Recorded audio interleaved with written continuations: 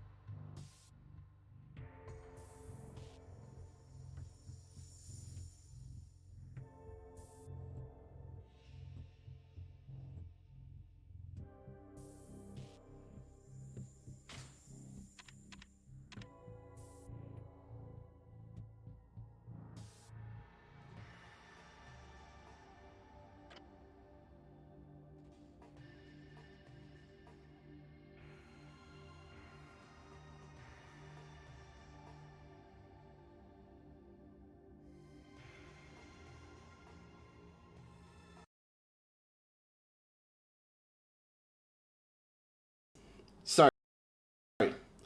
Um, I was talking all that time, and I think no one heard me. Is that correct? No, we heard you. You're good. Oh, because I actually shut off my microphone on the stream. Um, Oh, oh. then no one heard me on the stream itself. Okay, so Oh, okay. Take two then. take two. Okay, so let's do the joke again. I am Tun Tun, big no. Normal Yakuza introduction. This is Yakuza Kiwami, the remake of the original Yakuza, almost to a fault. We will see this in various locations during the run.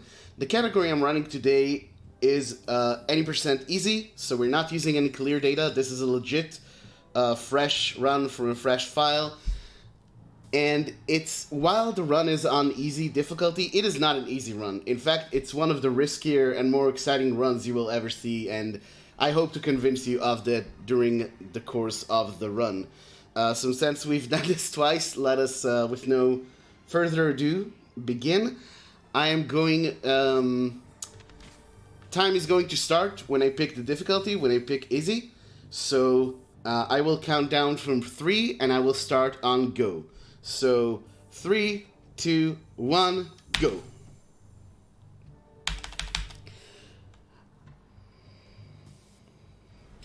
Sorry. I apologize. I actually need to restart that. Cause my timer actually didn't go off. I do apologize. I think I know why this happened. I'll just go back to difficulty selection. Just one moment, please.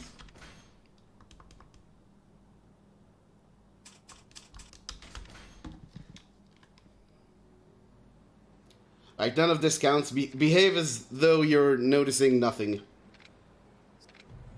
This is all. I'm already spoiling the start of the game.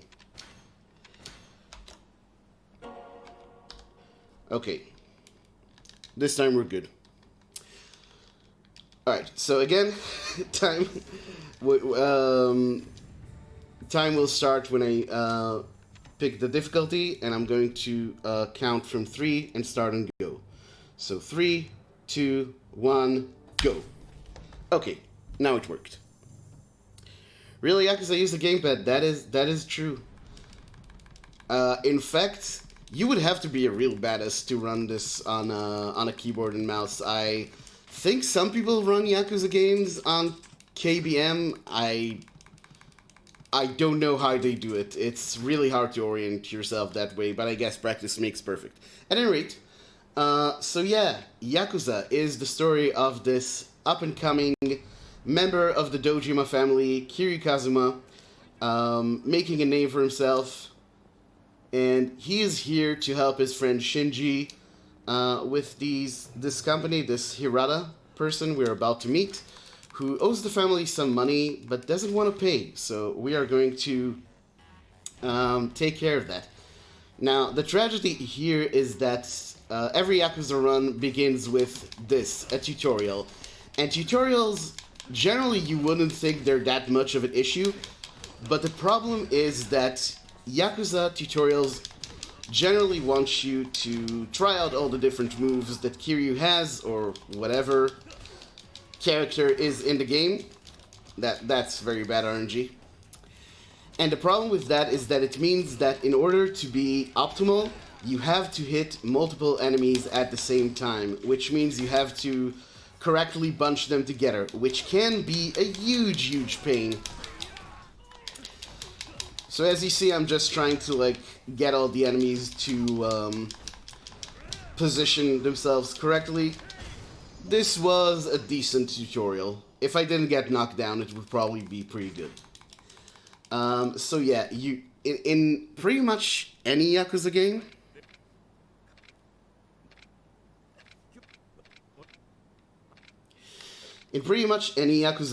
the tutorials are somewhat of an RNG fest and a huge, huge reset point. I think the only Yakuza where that's not the case is Yakuza 7. And that's because of the turn-based nature of it. Although I think... I'm not entirely sure. Don't hold me to that. Anyway, this is an even greater RNG fest, because in this part of the tutorial, we're being taught how to block attacks. And this guy can decide to attack you whenever he wants, or not. We can just sit here forever. So as you can see, he took a really long time to attack me the second time. And then he actually ran forward and positioned himself badly, so this actually cost a lot of time. On a proper PB attempt, this would probably be a reset. But we already reset once this marathon, so let's not do that again. At any rate, having done all that, we can just finish this guy off, and that's the tutorial gun. That was quite a start to the run. I can only assume that with a run like this, we're going to have really, really good RNG for the rest of the run.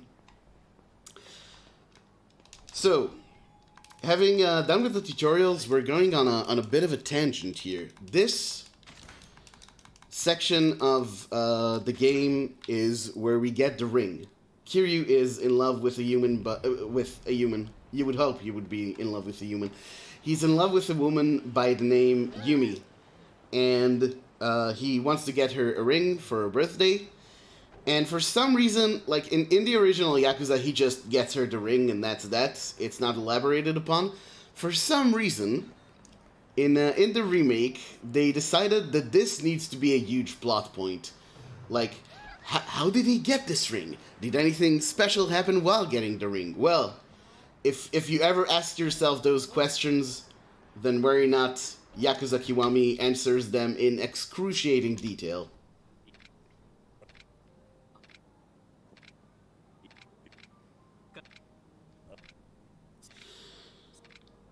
And so Kiryu went to La Marche and got an engraved ring for Yumi. A ring with her name engraved on it. And this is a pretty uneventful part of the run, and it's kind of a big reason why it's so disheartening to reset a run of Kiwami, because if you reset a run, it means you're going to have to do all of this again, and yeah, it's not great. So, if there are actually any donations at this point, anything you would like to say, this is a good time to read some stuff out. Yeah, right now there's no new donations, but there are things we can talk about and things we can plug, such absolutely. as singing some karaoke. Yeah, tell us a little bit about that karaoke goal. Yeah, so anyone, I think most of us in the West probably got introduced to Yakuza 3, Yakuza 0, and Yakuza 0 plugs the karaoke from the get-go, and I think that's like the moment a lot of us knew what this game is about and knew we were into it. The karaoke sections in these games, the songs themselves are amazing, and it's just, it has to be seen to be believed, some of the things that are shown in some of those songs. So yeah, please donate for that, and we'll try to get as many songs as we can fit in the time we have. I love the karaoke in this game, and I'm sure that you will not regret donating for it if we meet the goal. Yes, definitely. That still is needing to be completed. We're at $67 of the $150 there, so I believe we can get to it. Yeah, allow me to cut you off for just a second. This man, Tsuboi, he took our ring, but the most important thing you need to learn about Tsuboi is that, like many characters in this game, 90% of the time he does what he did right there, i.e. just sit there and let me grab him and toss him around. 10% of the time he will suddenly do like a 10-hit unavoidable combo that knocks you to the ground and costs like 10 to 15 seconds. Another reason we sometimes reset in the very early game. And this happens with a few fights. There are a few fights in the game where, like, most of the time they behave really well, and then some of the time they just go, I want you to reset this run. So we will see a bunch of those.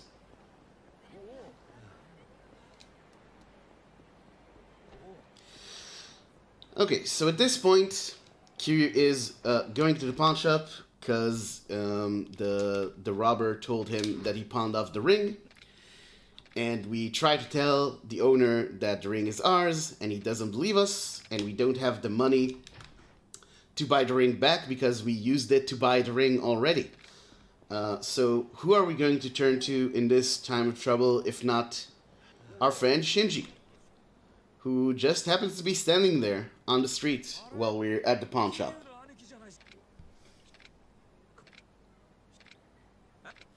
And Shinji, being a good friend, agrees to loan us the money for the ring and 120,000 yen.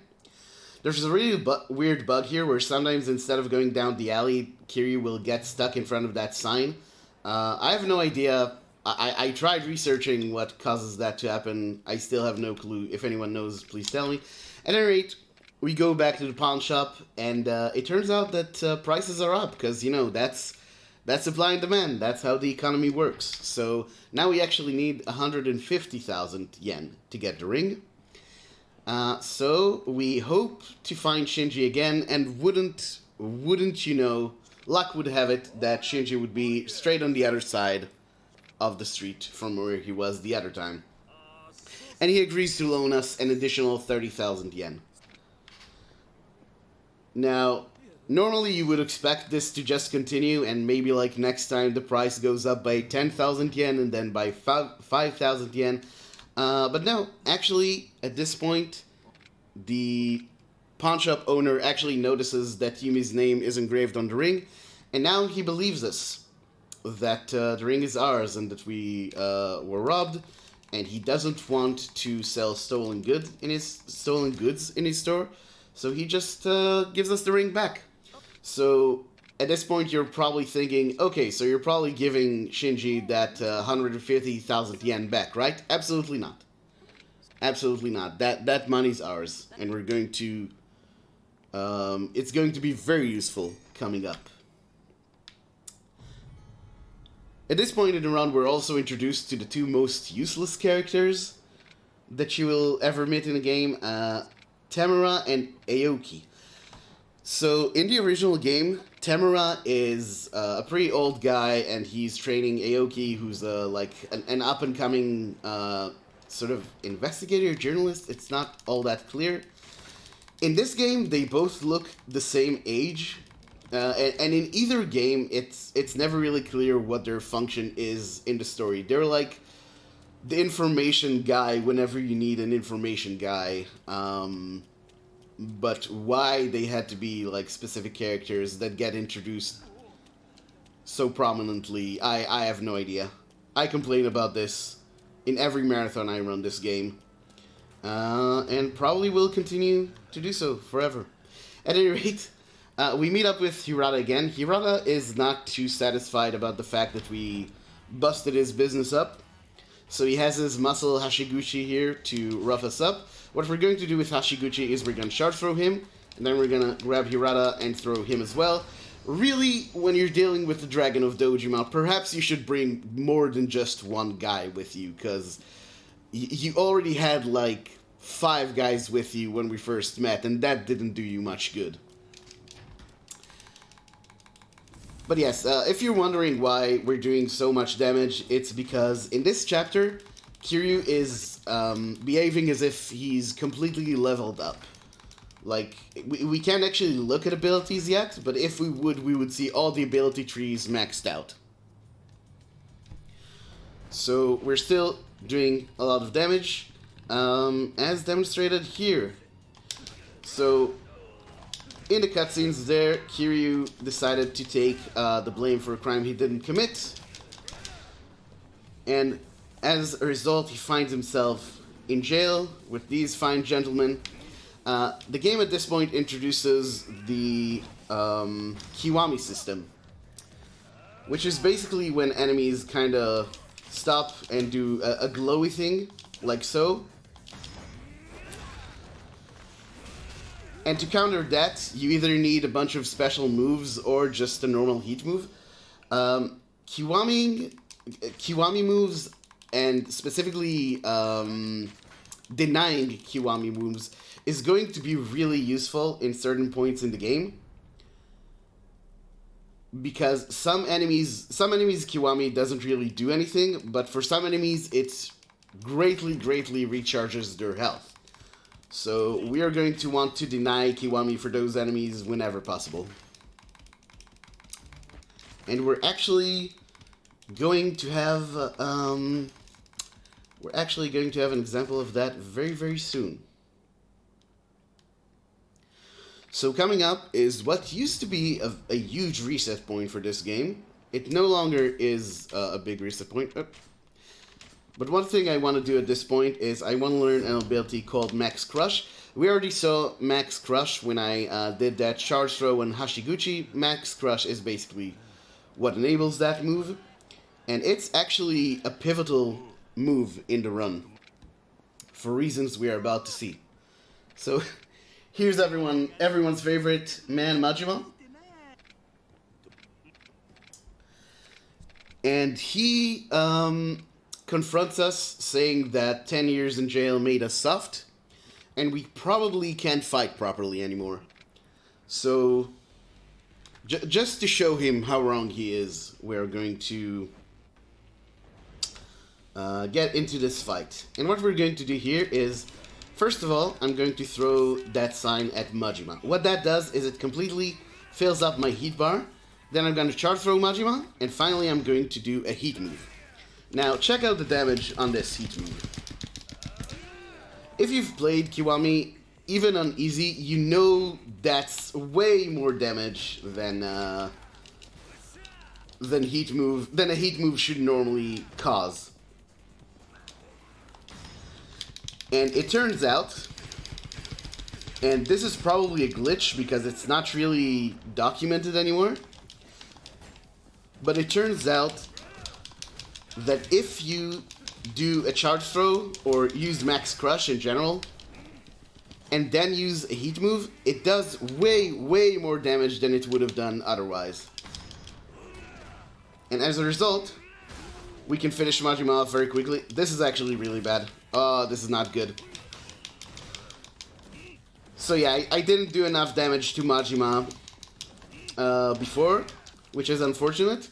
However, we can still finish off here. There you go.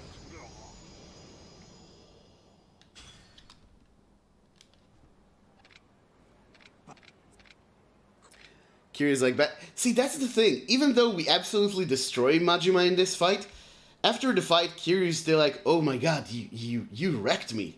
I gotta get the Eye of the Tiger back. So, doesn't matter what you do, the game still tells you that you suck. However, for defeating Majima, we still get a cool 100 experience points, which we use for several things.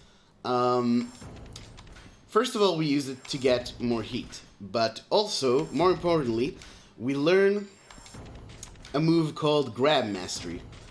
What Grab Mastery does is, when we grab someone at the beginning of a fight, we immediately get a huge boost to our heat meter, which, to those who don't know the games, the heat meter is basically what tells you whether or not you can use special moves.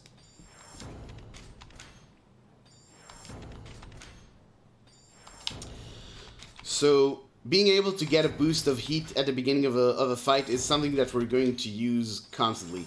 Also, I just got a bunch of health and damage upgrades, and the one important thing I got other than that is something called I actually don't never remember the name of the actual ability, but we get an ability that basically greatly increases our damage output when we're at full health. So that means that in order to be optimal in Kiwami, you always have to be full health. And that's why I said that even though this run is on easy, this is not an easy run. Because our objective in this run isn't just to survive, it's to not get hit. And minimizing minimizing the damage you take is key to this run, and is actually really, really difficult at some points.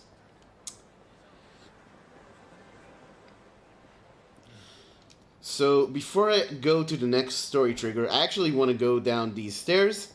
You always want to start running before the stairs, because your animation on the stairs is much, much slower if you walk.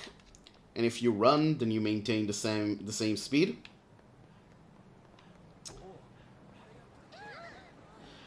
And what I picked up there is a locker key. This game has a bunch of lockers that you can get items from if you have the appropriate locker keys. And we are going to use those items, we're going to sell them. And they are like the basis of our money route in this game. Here's the useless character Aoki once more. Thankfully, we can quickly skip through this dialogue. And yeah, it turns out that the place we were looking for, Stardust, is right where we begin the level. And this is one of many instances where Yakuza Kiwami will put you in a location, put you in location A, tell you to go to location B, only to then tell you need to go back to location A. It's a dubious design, I would say, but it's just because of how loyal the game is to the original. Newer Yakuzas don't really do this as much. At any rate, this is Yuya. Yuya suspects that we're here to cause trouble, so to convince him that we're not trouble, we are going to basically bash his head into the asphalt. That's how you make friends in the world of Yakuza.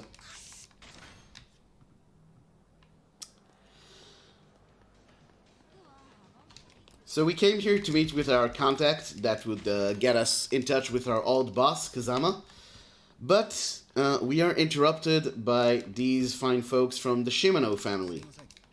And we will meet Shimano later, but for now we have to deal with these guys. So the first thing I'm going to do is grab this guy, and you'll immediately notice that I get that boost of heat that I talked about, and then I do this move, which I call a heat swing. So the heat swing gets rid of a lot of enemies at once. So basically, sorry.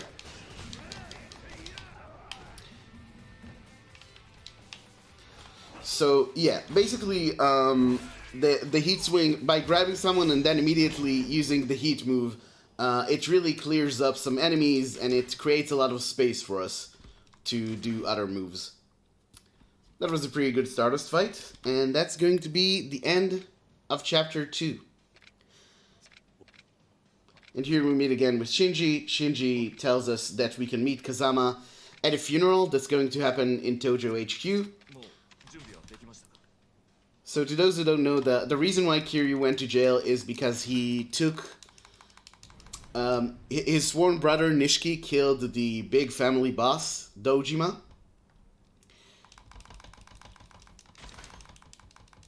And Kiryu decided to take the blame for him because Nishiki's sister was sick and he needed to take care of her, so Kiryu didn't want him to have to go to jail. So we're basically here as someone who killed the big, like one of the big family bosses at some point. So this is bound to go well. And at this point, there's a lot of going around trying to get into the staging area of the funeral. So not really a lot happens in these moments. So this is a good time to chime in with some donations. Yeah, let me just refresh here, see if we've got any new things here. Looks like, wow, looks like there's no new donations. But me just coughing a little bit.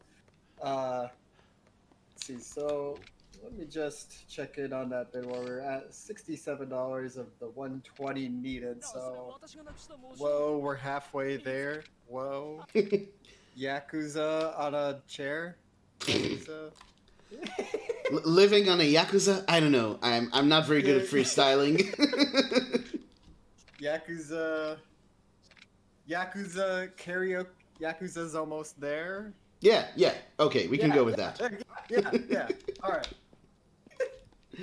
So, get your donations for that, and then another Sega game you can donate towards is the bonus run. Well, a ROM hack of a Sega game.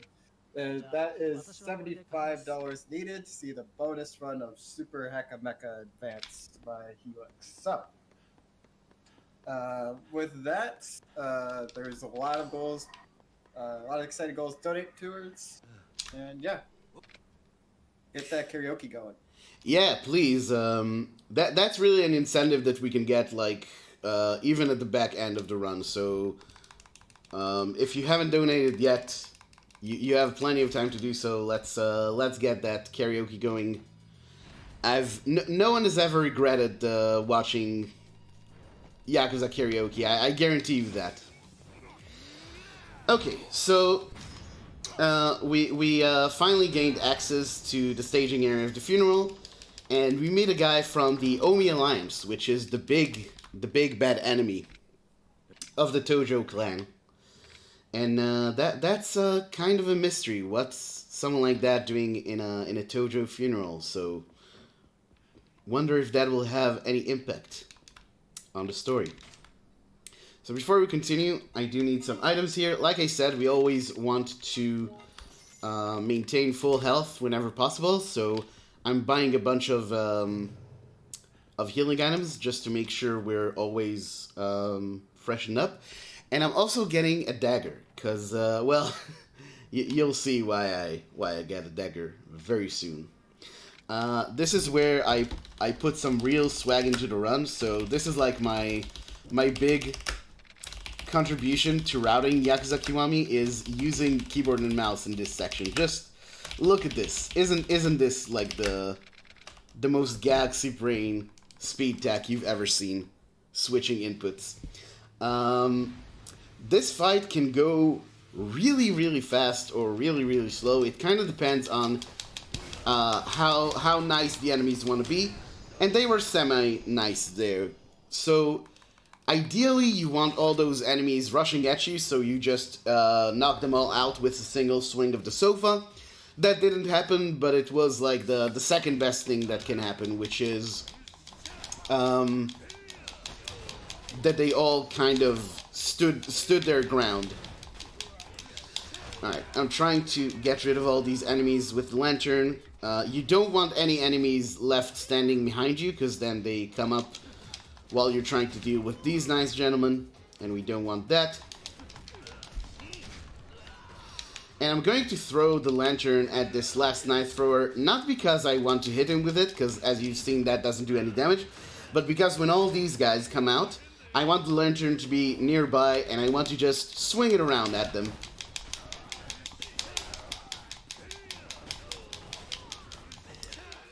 And what this does is it basically means I don't have to... Oh no, that was really unfortunate. I hoped I wouldn't get hit there. Yeah, sorry. What that does is just position the enemies much better, like packs them more tightly. Mind if I plug something that is more fortunate then? Absolutely, go ahead. Yes, because we got a $21 anonymous donation that says, hey wait, here's a donation, and that goes towards the karaoke goal. So we're $88 of 120 there. So more than halfway there. Whoa, Yakuza's almost there. Very, very good. Thank you very much for your generous donation. So, what the main focus in this set piece, and in a lot of set pieces early on where we have a lot of enemies that we fight with melee, is because we're using Brawler so much. Oh my god, that was terrible. because we're using Brawler, Brawler has a lot of its damage concentrated in the last hit. So basically what you want to do is group enemies up so that you hit as many of them as possible with the same last hit. Sadly, that was completely terrible. That was one of the worst one of the worst ways that could have gone, for sure. Unfortunate. But yeah, usually, and yeah, these guys aren't really doing any better. Basically, what you want to do is, when Kiri does his last swing, you should hit multiple enemies with that. Hopefully I'm going to get it up here. I'm actually starting the combo here, because that usually packs them up better. But yeah, no luck still.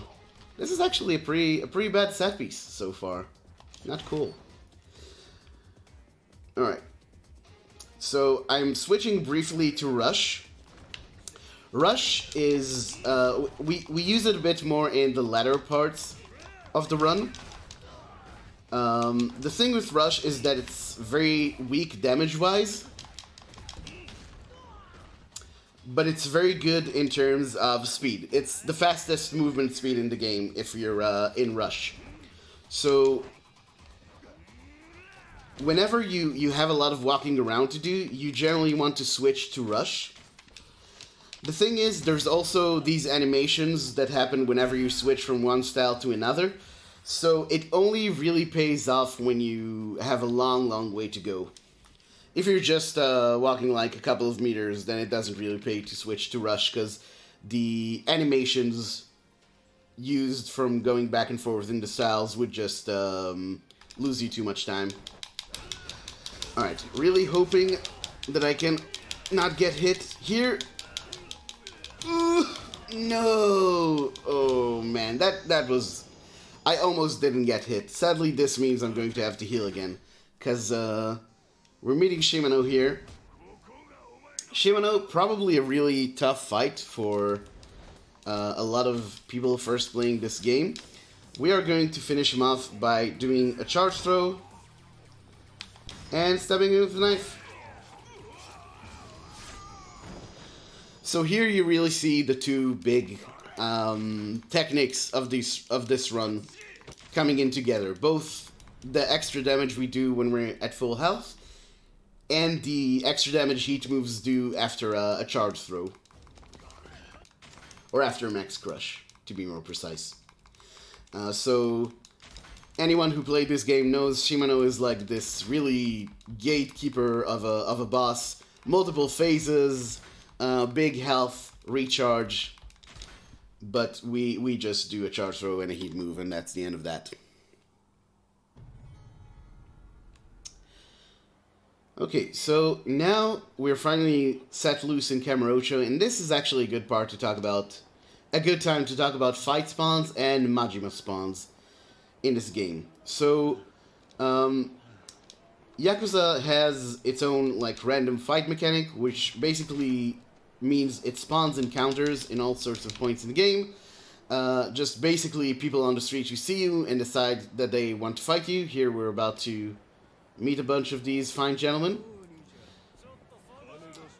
And most of the time what you want to do is just ignore them, just run past them. And if you're lucky, like we were in that instance, then that's exactly what happens. However, sometimes you're not so lucky and the fight spawn positions itself in a way to just straight up ruin your life. Many world record pace runs have been lost to fight spawns that were just very awkwardly placed. So that's a huge part of the run, and another reason why the run isn't easy at all, because even though the fights themselves aren't difficult, if we'll get into an optional fight, you'll see that we can actually deal with them pretty quickly.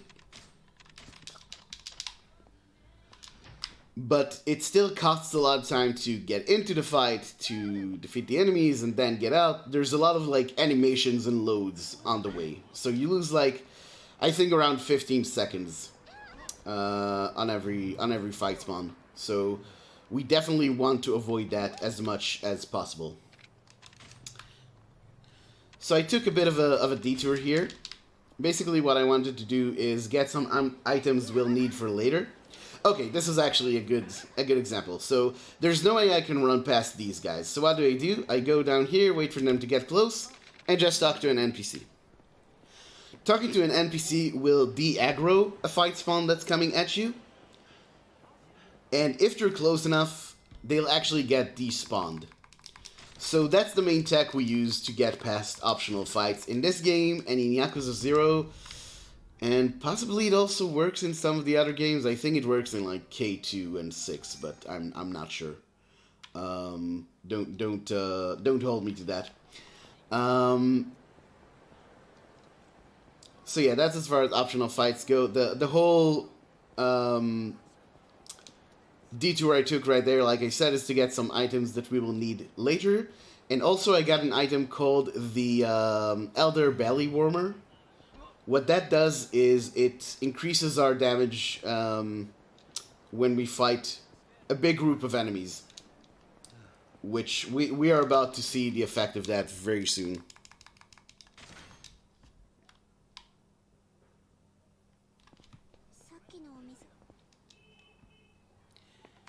You're in this game. Well.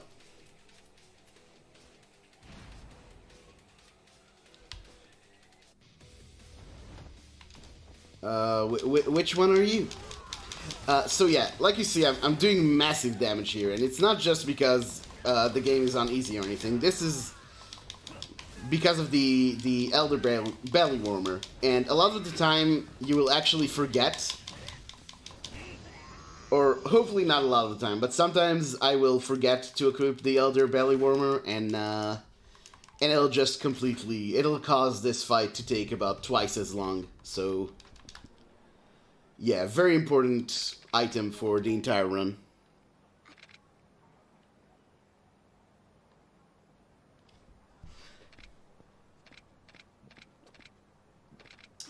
And yeah, this is why we got those items. If you've played Kiwami casually, you probably got to this point, realized that you have to go somewhere to buy dog food, then realized you have to go somewhere to buy water, then realized you have to go somewhere to buy a plate.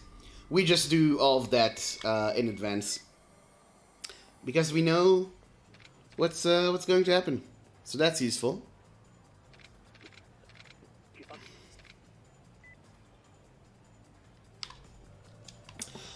So at this point, Haruka suddenly faints, and we have to take her to Serena. This is kind of one of the more relaxed parts of the run, actually, because there's no random fight spawns, and there's no Majima on the map, and there's no sub-stories even. The only thing we have to worry about is this fight here, which is completely... It's not random, it's a scripted fight. Mind if I read a quick donation then? No, please go ahead. Yeah. I have got a $10 donation from Risuru that says, hoping this donation will lead to a Baki Matai experience. I hope I said that right. Good luck on the run. Thanks. Yeah, so what you saw there, that heat swing, that's why optional fights aren't as big a deal as you might think, because most optional fights are just 3 enemies, and we can quickly get rid of them using a heat swing. So it's not a run killer if we get an optional fight, but it is a shame. Like we do aspire to not have any optional fights in our PBs. It's sort of like getting a death in other games. Like some games you can still PB with a death, but it's like it's morally something you would want to avoid. Alright, so I'm going to walk on this side of the street and whoop, get teleported to the other one. A lot of the triggers in Kiwami are not area based, but are like horizontal or vertical, so you can save a bit of time by walking on the other side of the street and you just get teleported to the event. So that's pretty cool. Is this Shinmei? A lot of people would I haven't played Shenmue, so I couldn't tell you. But many people see this game as building on the foundations that Shenmue laid. Let's put it that way, diplomatically. Okay, so at this point, Haruka turns out she's looking for her mother. And we track her down to a pub called Eris in the Millennium Tower. And this woman, Mizuki, looks a lot like Kiryu's, the woman Kiryu was in love with all those years ago, Yumi. So I wonder if that's going to come into play somehow. So this is kind of a risky strat, and it didn't really work out. So if Hayashi's goon there didn't hit me, I would be able to take him out with just that charge throw. Unfortunately, I did get got. Oh my god, and now I'm getting knocked down to the ground. Not cool. But this is why it's really important to maintain your full health, because otherwise you just take a lot more time to do things. It's still worth going for that strat, even though it's risky, because if you do get hit and you can't one-shot Hayashi with the charge throw, it loses like 3 seconds, but the second fastest strat loses like 15 seconds, so it's a no-brainer. You always go for that strat, no matter what.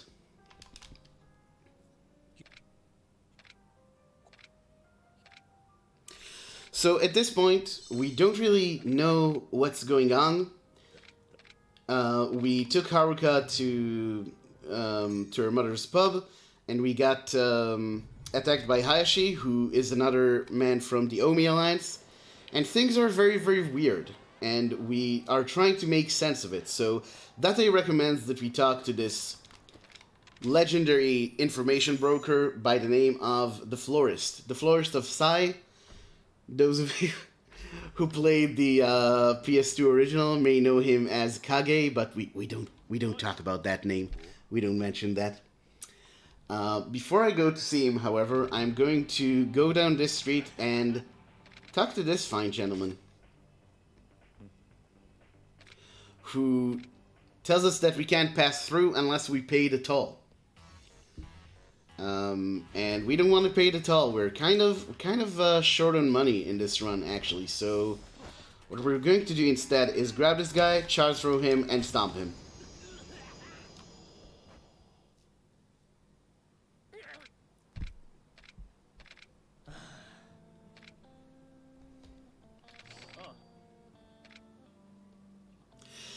And he gets, somehow, like, us stomping his face to the ground is very emotional to him. And he gives us this item called the Leech Gloves, which is a cool item, but we're not actually going to use it. At least, we're not going to use it for its... I like to say we don't use it for its use value. We use it for its exchange value. We're actually going to sell the Leech Gloves in just a moment and get a cool 500,000 yen out of it, which is yeah, going to be very important coming up.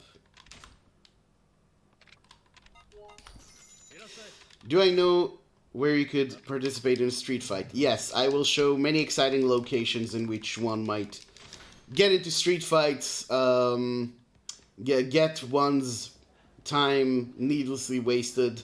I am sure the game will provide us with many. I also, at this point, need to unequip some items for reasons that will become clear shortly.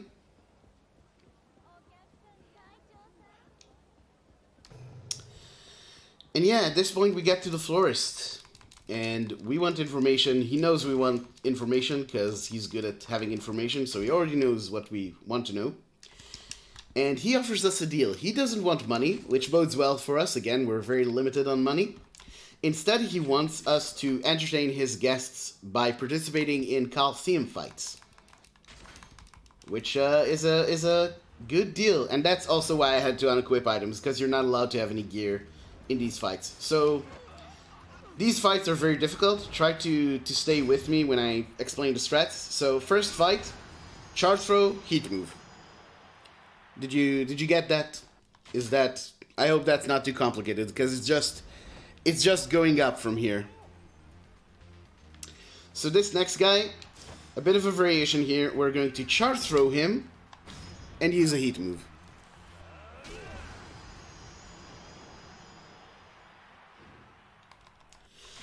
By the way, any Shinmei references here are completely lost on me. I have not played those games at all. Okay, and this is the most difficult fight. Here we're going to charge throw Gary Buster Holmes and then use a heat move.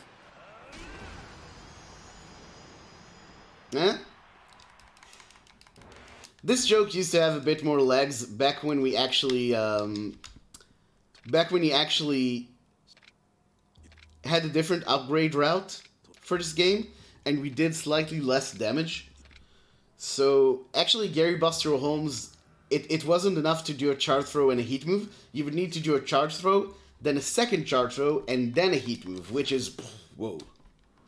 But the reason why I am glad that we got rid of that is sometimes Gary Buster Holmes would not let you get the second charge throw off. And he would actually like headbutt you and heat move you, and it would actually be a really big time loss. So the fact we can do with just one charge throw at this point is actually pretty important.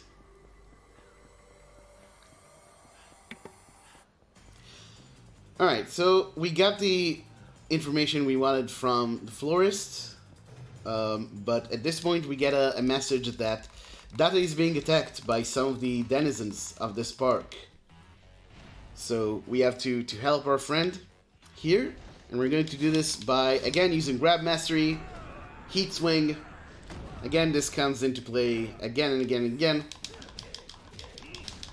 That's actually really good.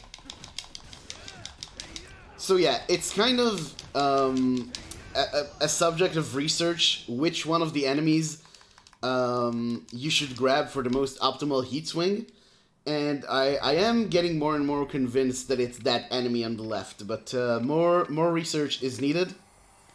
I will update the scientific community. I just wanted to plug that if you do want any Shenmue references translated, I could let you know. As a Shenmue fan. Oh, please, yes. Not right now because we're actually going into an important fight, but soon we're going to have like a lot of dead air, so it will actually be good to hear a bit about Shenmue. Yeah, just let me know if you want I to. yeah, my pleasure. But not right now. Not right now because right now we are going to see everyone's... I need to stall a bit longer. Everyone's favorite boy, Goro Majima! Yeah! And Goro Majima, the way we deal with him is much easier than before. We're just gonna stab this man.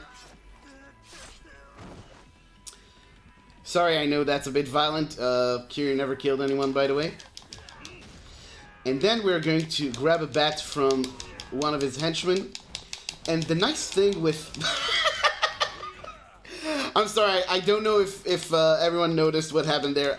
I literally finished Majima off by by hitting one of his minions into him.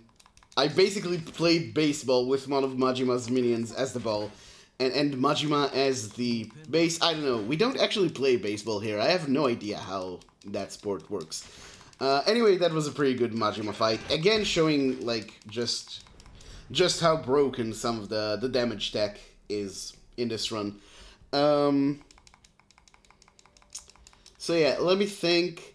Yeah, do translate some Shenmue for you. Since this is a Yakuza run, tell us a bit about Shenmue. Why not? I could go over some of the references in chat if that's kind of... Yeah. Yes, please. Go over that. Yes, I mean, you probably know the Sailors one. That's a pretty common one, right? I also know won a game of Lucky Here, or whatever it's called. Yes, Lucky Hit, yep. Yeah, Lucky Hit. Let's see. Let's see. Okay, so would you happen to know where I could participate in a street fight? So in the second game, that's a quote from Rio, where like you need to beat some people in a street fight, and so he goes around asking people, "Excuse me, do you know where I can participate in a street fight?" Totally normal. You know, you don't look suspicious at all going around asking stuff like that. It's pretty incredible. And the other one is "What's groovin', bro?" and that's just from a character from the game, just who always introduces himself by saying "What's groovin', bro?" I used to do that too. That used to be my introduction in high school. I wasn't very popular. It's a good intro. I know, right? No taste for the people here. Anyway, this is some Kamachi training. So Kamachi is Kiryu's trainer in a bunch of the games in the series, and there's no way to skip this training. You have to do it. Thing is, the move we learn here, the shot stopper, which is basically a counter for enemies with guns, used to be completely useless for us. However, it has been routed very recently into the game, so that's something we will see later. So really an efficient run at this point. Nothing is wasted.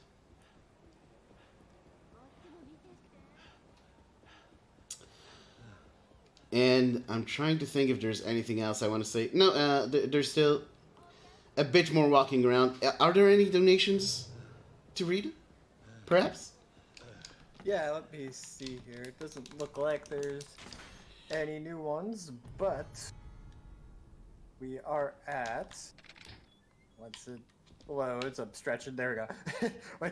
We are at $98 of the $120 needed for that karaoke showcase. Oh. So we're just $20 away. So, I know you want some karaoke, so let's get some karaoke. Come on, folks! Don't let this be a Yakuza run that doesn't end with Bakamitai. You will never forgive yourselves for that. We needed only $20. That's like 2 Starbucks drinks. Yeah. Yeah. And unlike Starbucks drinks, the karaoke is good. So. Shots fired. Wait, Starbucks aren't like a sponsor for this event, are they? No. God. Stream shuts down. No, can't have it. Immediately banned. Well, that was our Yakuza run. Well, that was Yakuza, and now a word from Starbucks. Short game, but yeah. I am flabbergasted by that. At any rate, so the florist, apparently his son is being chased by some unsavory people, so we're going to go help him. We want to help the florist. We figured that if we do him a favor, we can get more information out of him. So what better way to make friends with someone, get him on your side, than to stab their son in the gut? That's how you build friendships, right? Makes sense to me. Anyway, after that, we also have to deal with Takashi's former gang members, including the Bee King, which, yeah, many people in fact call him Burger King. You're not alone in thinking that.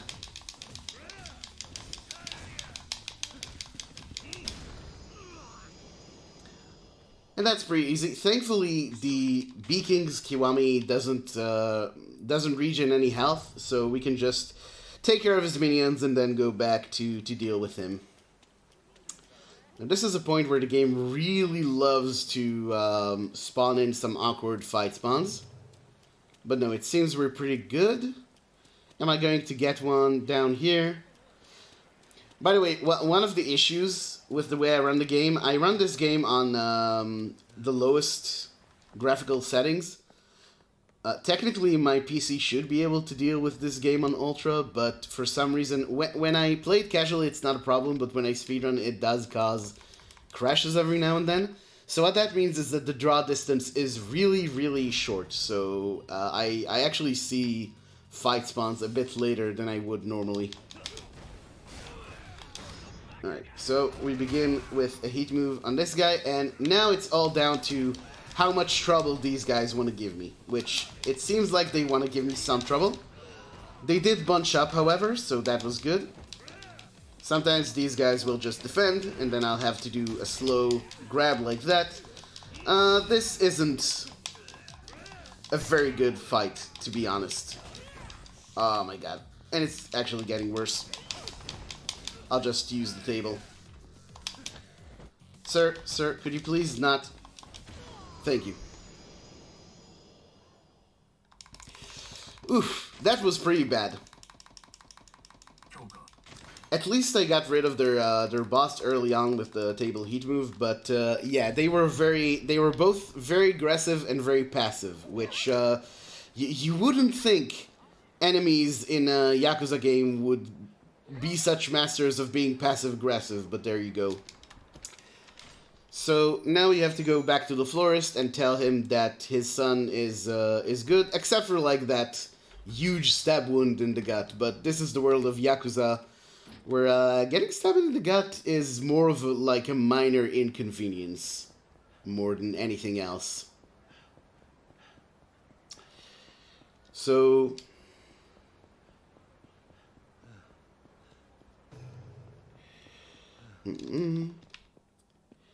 Oh, one thing that might be good to mention here. You might be noticing that that I'm kind of going in and out of the dashes. Kiryu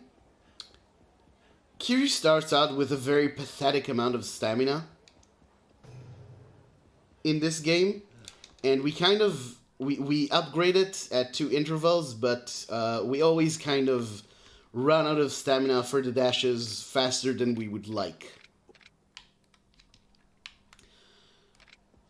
In New Game Plus, where you have Kiryu completely upgraded from the get-go, you have unlimited stamina, and it's actually really cool. First of all, because you don't have to worry about stamina management, and also because a lot of the problem with fight spawns is that you don't have stamina to run past them when they're kind of placed badly.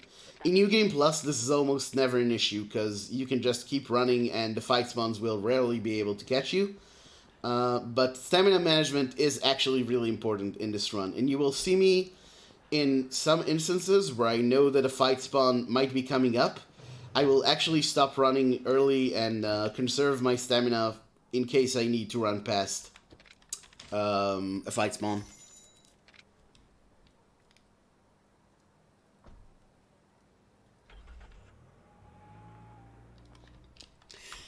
And speaking of which, this is the point where we get our second and final stamina upgrade of the run. There have been talk at times of routing another stamina upgrade into the run, but I don't really think it makes sense. I don't think it's worth the time it would take. Alright, so we're done with the florist's son, and now we come back here and see that Date was supposed to meet his daughter. However, he got drunk and didn't. So that's Father of the Year for you. And so we go to the park, and we see Date's daughter engaging in some illicit behavior. I won't say more. This is a family-friendly stream, after all. And we discovered that her boyfriend, Shota, has actually got her into some bad behaviors, and we're gonna track down this young man and give him a stern talking to. The reason I went into that building is because there was a fight spawn there. I had no chance of running past it. That's another way you can deal with fight spawns.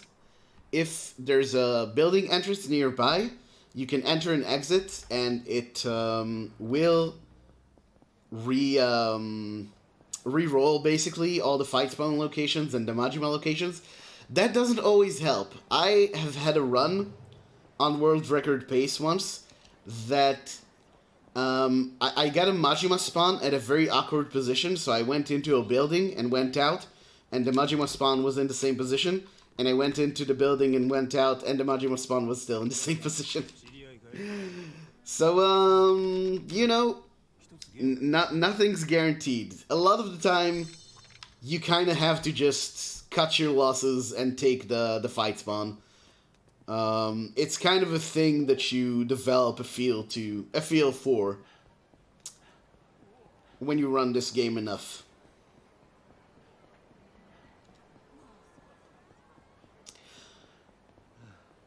Oh, and that's another fight spawn. This is really bad, actually. This is bad, this is bad, this is really, really bad. Okay.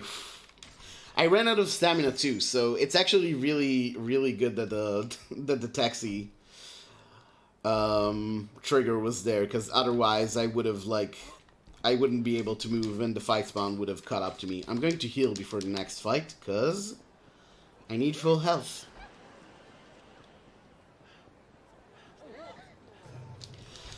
Alright, so this is another one of those cases where we go to another area of the game and suddenly realize we have to go back to where we started. Apparently Shota works at Stardust, which is right next to the park we were in. And yeah, he's not too happy about our presence, and he sent some of his friends to mess with us. And I didn't grab the sign, which I meant to do. And we're just gonna swing this sign around, and hopefully that takes care of everyone. It didn't take care of everyone, but we're good. We actually don't need full health for the next fight, so this is okay. The most dangerous... Oh my god. The most dangerous part of this fight is that it can sometimes take a really, really long time to get rid of the guy with the knife. But we made it through. It's all good. And we are ready to proceed. And track down Shota. And see what's up.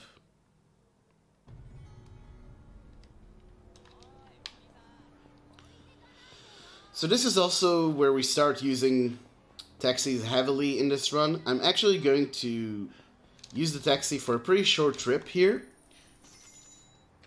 Just across the street. But this actually saves a lot more time than it looks, because if you try to walk here, you actually get a sub-story trigger that wastes like 30 seconds. So really important to remember about that taxi.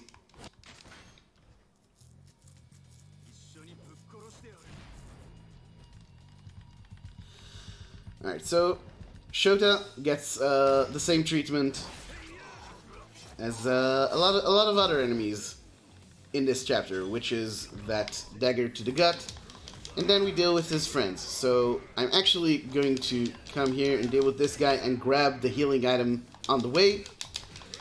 And this is good RNG. No one was blocking attacks, so we actually got through that pretty quickly.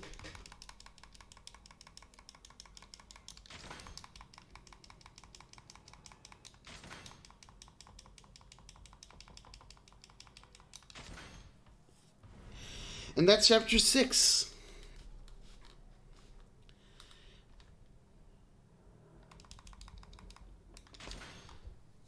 So chapter 6 doesn't really move the plot so much. It's more just kind of giving some extra backstory to the florist and to Date. But now we're back on the story path, because we found a picture of Mizuki, who appears to be dead at this point in the game. And we see that she had a tattoo. And the tattoo was signed by the same artist who made Kiryu's tattoo. So we are going to meet this tattoo artist and see what's up. See if he knows what's going on with Haruka's mom. And let me pick down here. This is a place where you can get a very unfortunate fight spawn. So I always peek down that path before I go in. Anyway, at the tattoo artist, we find out that the signature is a fake. And that tattoo on Mizuki is actually not by the same artist, but he does decide to touch up our dragon tattoo, which, I mean, why not, if that's the service you provide. And somehow, I don't really remember, like, the last time I actually watched the cutscenes for this game was a really long time ago. But we also get in touch with Nishiki, with our sworn brother, who is on the bad guy's side at this point, and we managed to set up a meeting with him in Serena later.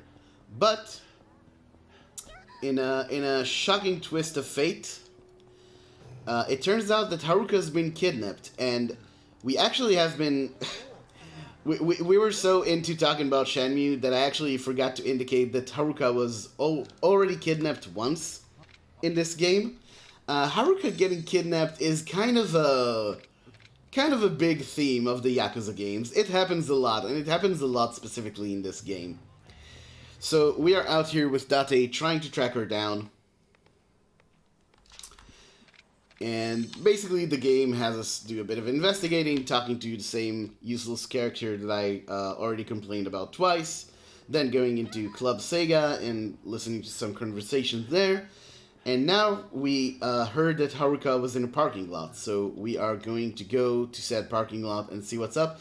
On the way, I'm picking up this locker key. This is the final locker key of the run. And it is the last piece of the puzzle that is our money route in the game.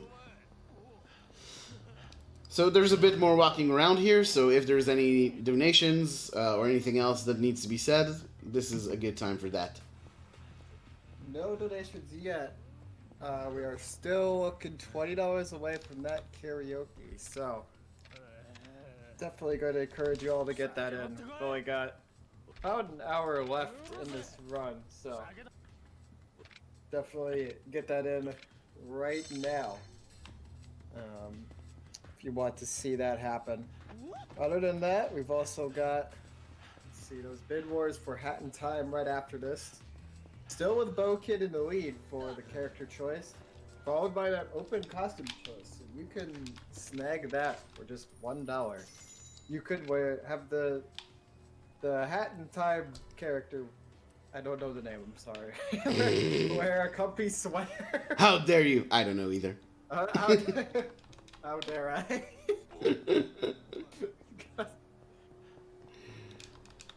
So Shenmue, let's talk about it. Yeah. Actually, I do need to say some things about a fight coming up, but you're more than welcome to talk about more Shenmue after the fight. You're good. With that, I feel like I'm learning a lot. Really kind of, making up for these holes in my video game education. Good, yeah, this is an educational stream now. Yeah. See, that knowledge you're gaining, that's worth a donation, right? Yes, please donate for knowledge. Yes. Here's a fight that can go really, really bad. This is another somewhat RNG heavy part. I want to grab this guy. That was bad. So that's bad luck when you get hit by that guy over there. However, and getting shot was also not a great thing. I should probably point out to those who are not familiar with the Yakuza games that getting shot is not good.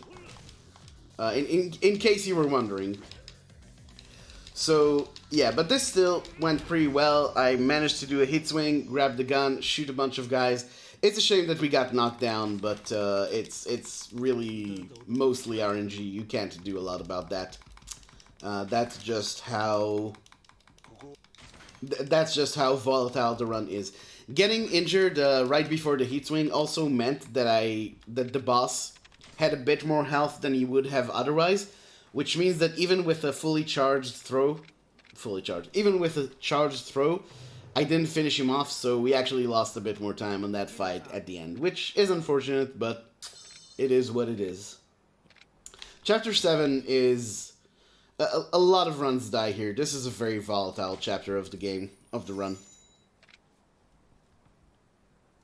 So, after getting kidnapped twice, coming to the city, witnessing a lot of violence, because Haruka's been with us for a lot of the fights we've been in.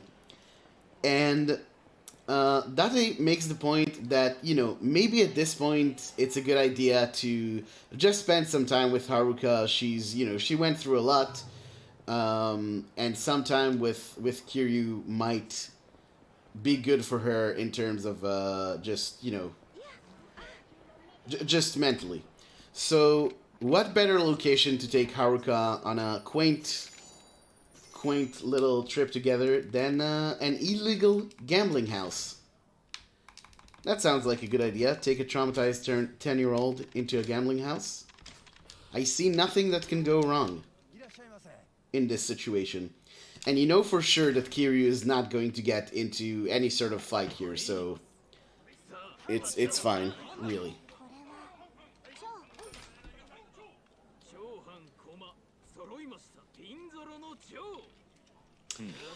So, this is kind of a weird part of the game. It's supposed to introduce Haruka as being able to, like, as being kind of semi-psychic and being able to tell what the bet here is going to be every time.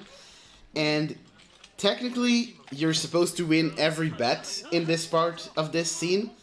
But because of some weird bug in the PC version, you actually can lose some of the bets. So you can tell by Haruka's eyes, like, yeah, when she kind of narrows her eyes like that, it means that that we lost. And we're not supposed to lose at all in this part of the scene. So yeah, it's a weird bug, but just remember that in terms of the game's narrative, none of this is actually happening. We're actually winning all of these bets, so please ignore the evidence of your eyes and ears. Everything is going great. We're winning every bet. Haruka is always right. It's all good. I am a bit worried because the last time I lost this many bets in the first part, I actually had my PC crash. And in case you're wondering, yes, that was on world record pace. But we're good, we're good. We didn't crash. It's all good. Alright, so, again, remember, in the game's narrative, we lose here, and this is the first time we lose ever. Like, this is a huge shock to us. So Kiri gets up, says, hey, you're cheating, and it turns out that we actually did get the dice switched to trick dice, and the gambling guys don't like that we point this out. So we just hit swing them here. And it's actually really good that we managed to do that cleanly, because if you get hit before you can heat swing, oh, that was sweet. So I knocked down those 3 guys at the same time. That's actually huge. This was a really good fight. So yeah, if you get injured before that heat swing, both of the bosses are still alive after it, and they kind of destroy you. That's one of the biggest time losses you can have in the run, if you get in trouble in that fight. So what we do here is we're going to pick up this golden blackjack, and this was a big game changer, because it used to be on a slightly older route that at this point we would go to the pawn shop again and sell a few items that we picked up during the run, but we actually completely circumvent the need to go to the pawn shop, which saves a lot of time in this run. And yeah, it's pretty cool. Pretty cool. At any rate, at this point, we're done bonding with Haruka and showing her a very safe and non-violent time. So we're bringing her back to Purgatory before we go ahead and meet up with Nishiki.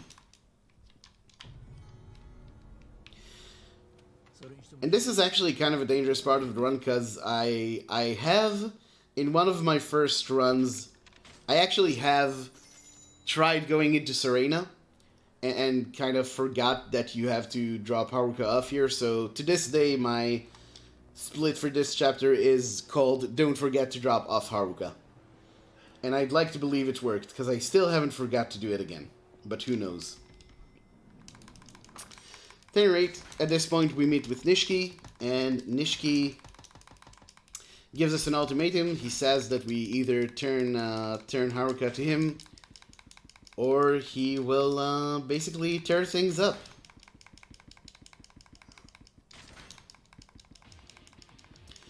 So that's not cool.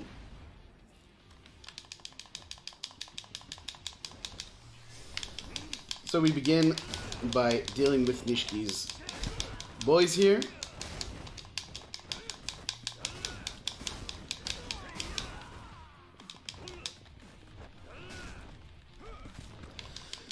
Hold on, I need to switch styles, and there you go.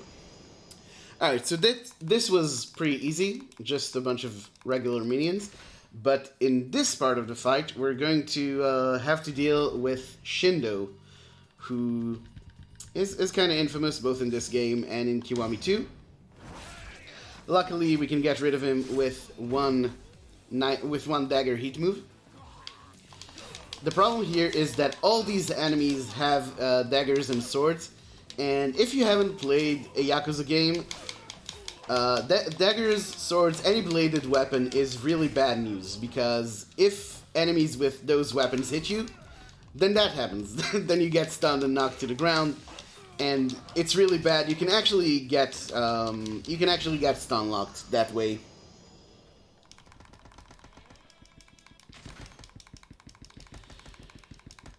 Alright, so that was actually a decent Chapter 7.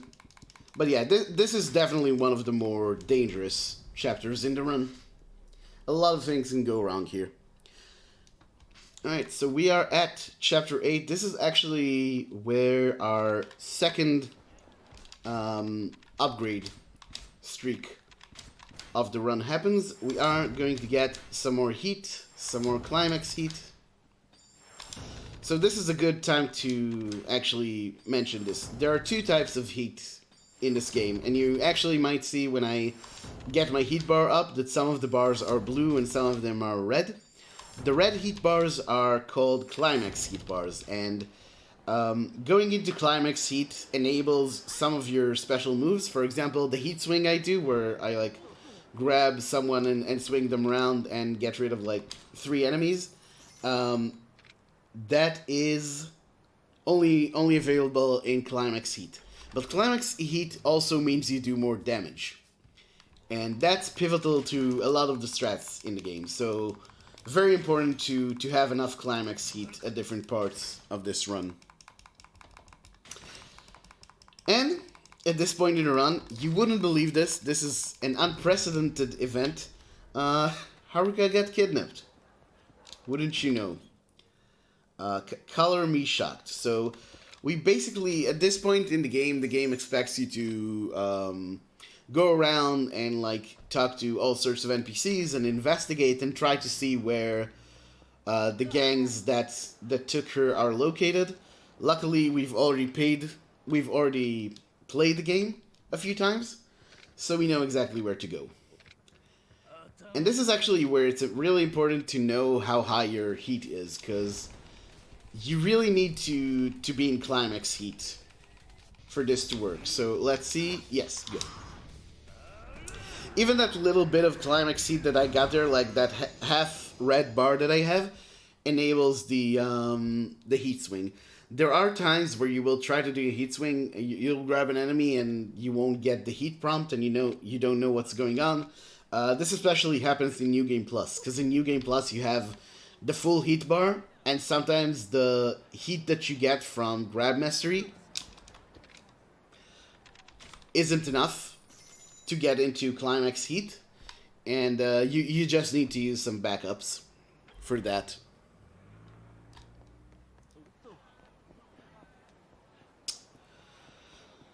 At any rate, so we're done with the first gang, the blue gang, and the leader of the blue gang, after that interrogation, basically told us that he doesn't know where Haruka is, but maybe the white gang will know.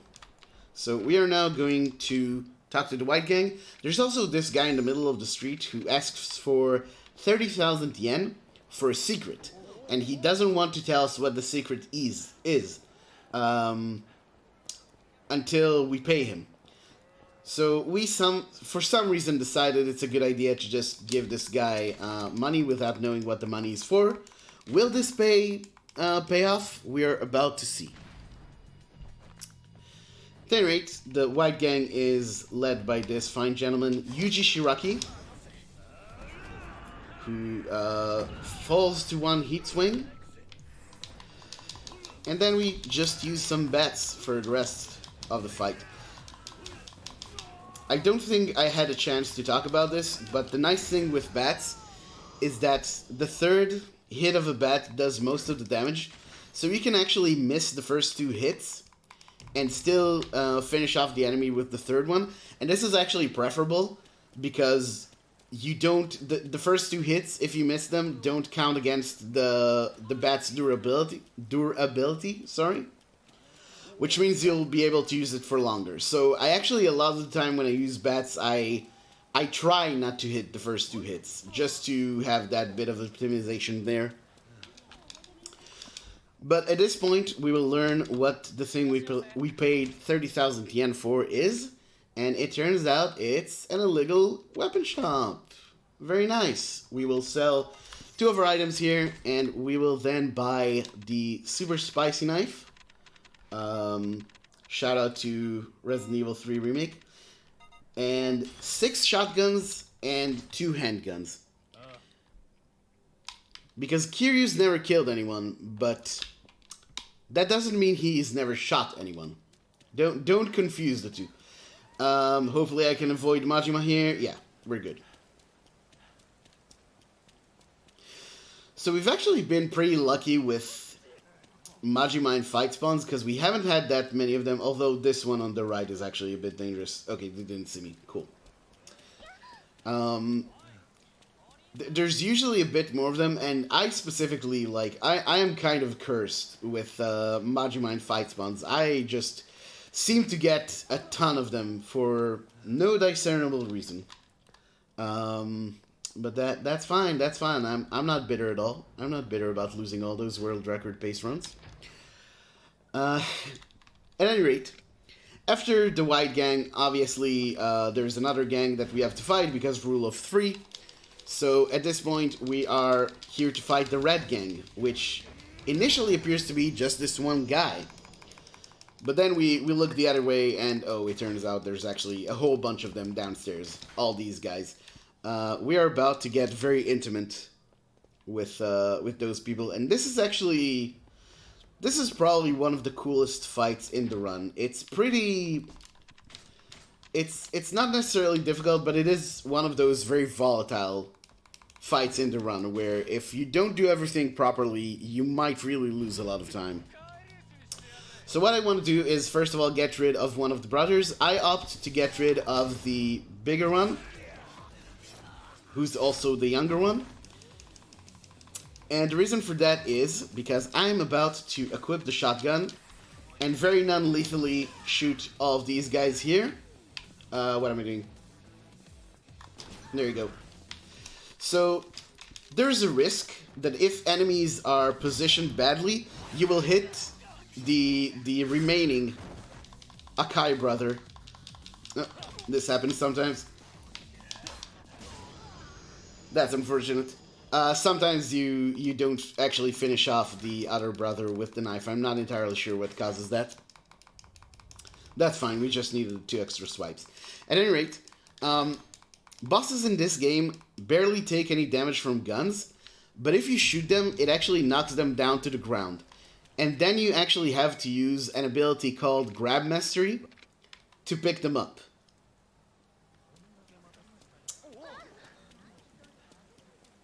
And that loses a bit of time, and it actually reminds me that I forgot to learn Grab Mastery. So it's actually really good that we didn't knock down that guy. So there you go.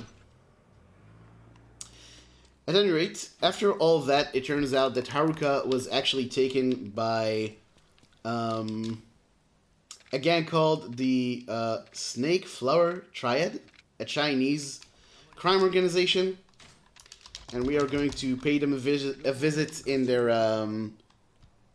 their headquarters in Yokohama. So yeah, shout out to Yakuza 7. This was actually the first time that Yokohama appeared in a Yakuza game.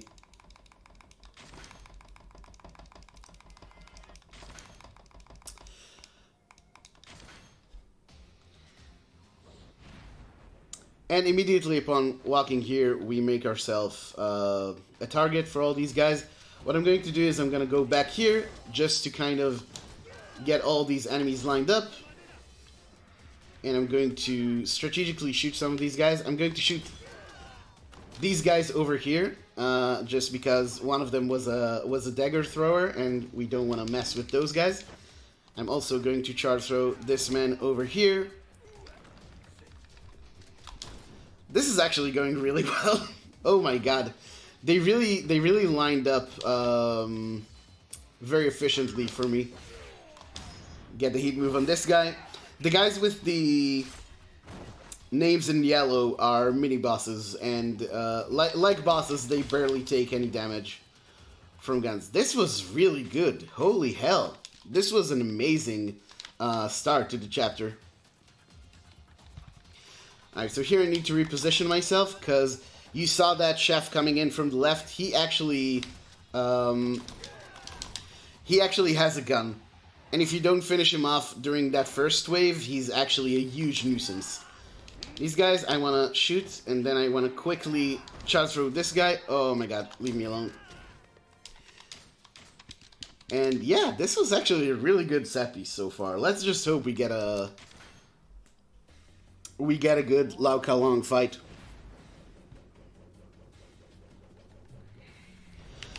So, Lau Ka Long, we are going to need a bit of extra damage here, especially since I'm not in full health, so I'm going to charge throw him. And then use the spicy knife. Next, I want to stomp Lau Ka Long for a bit, just to get him off the ground faster. And I want to hit him with this vase, because that breaks his weapon and triggers his next phase. And hopefully he doesn't troll me and we actually break his next weapon quickly. Yeah.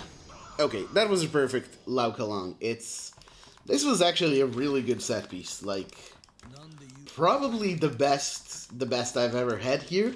But we can't be sure of a goal just yet, because this chapter doesn't consist just of that set piece. It also consists of a shooting section. Everyone's favorite section from this game in Yakuza 0. So, one big edge that this shooting section has over the one from Yakuza 0 is that you actually can use a keyboard and mouse, which I'm definitely doing at this point. I am no pro FPS player, but I still do a lot better with a keyboard and mouse than I do with a controller. And what's interesting about the way shooting works in this game is that you don't actually want to aim for anyone's head. You do more damage the more you hit like the center of these circles that you see around the enemies. So like if I hit dead center, I do max damage. You also don't have to shoot everyone to get through this section. I'm actually not going to bother with this guy in the back. As you can see, once the driver is available to be shot, that's the optimal thing to do. Same with bikes. We will have like bikes over here. You see there's a guy, each bike has a guy in the back with a rocket launcher. We don't need to bother with him. As long as we get rid of the driver, we are good. Japanese GTA. Ooh, there's some Yakuza fans who would have your head for calling this game Japanese GTA. I don't really... It doesn't bother me that much, but it's not true. It's, and this isn't, you know, saying whether or not GTA is a good game. This just isn't really the same thing.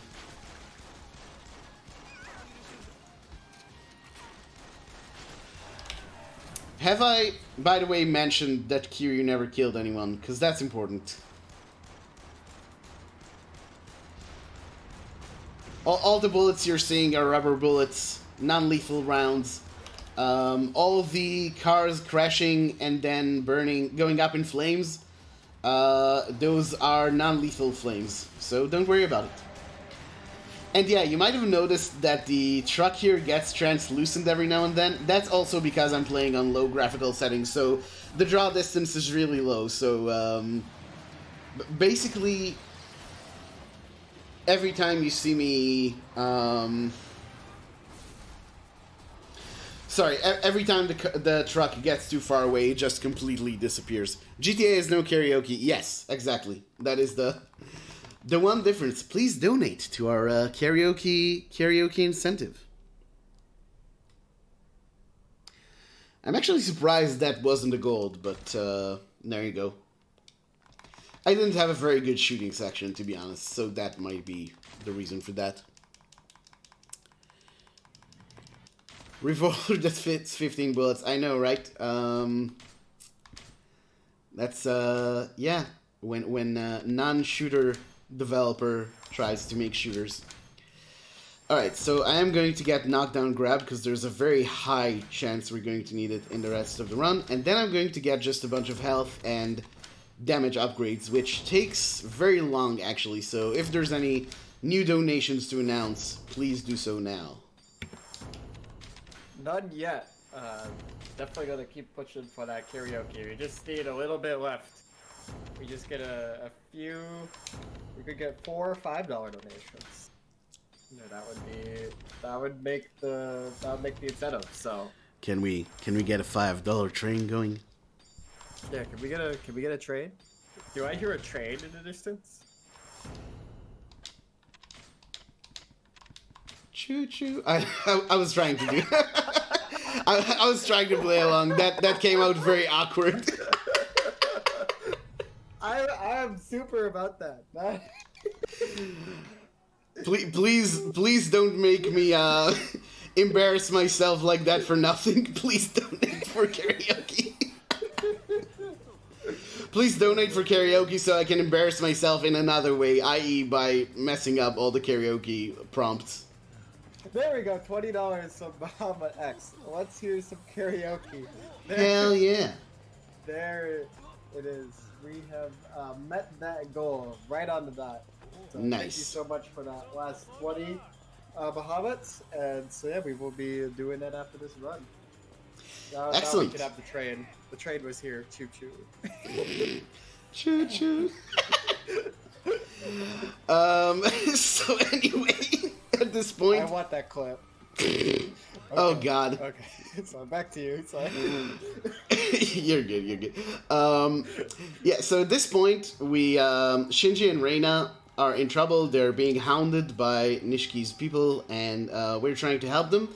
The way we track them down is by following these comically large blood stains on the street, and it looks like one of them or both of them are like bleeding a lot, but very intermittently. So like every like 100 meters or so, they just go and like a bunch of blood comes out, which I don't think that's how the human body works, but that's Yakuza being very faithful to the original Yakuza. So that's how that goes. And did I remember to equip shotgun? Yes, I did. Very good. Why do I question myself? So yes. At this point, we're just gonna have to deal with all these guys, and this is where buying all those shotguns earlier on really comes into play, because we're gonna be doing a lot of shooting at this point. By the way, you might guess that New Game Plus is basically the whole way. The entirety of New Game Plus is just shooting dudes with shotguns, and it's it is kind of a meme run, but it's also very enjoyable.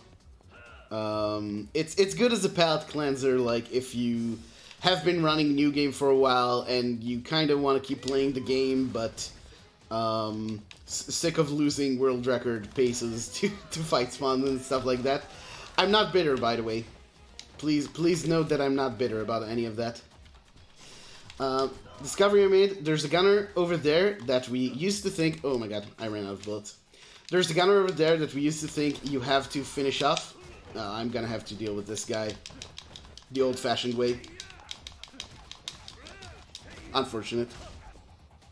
But yeah, it turns out you don't need to touch that gunner at all. We can completely ignore him.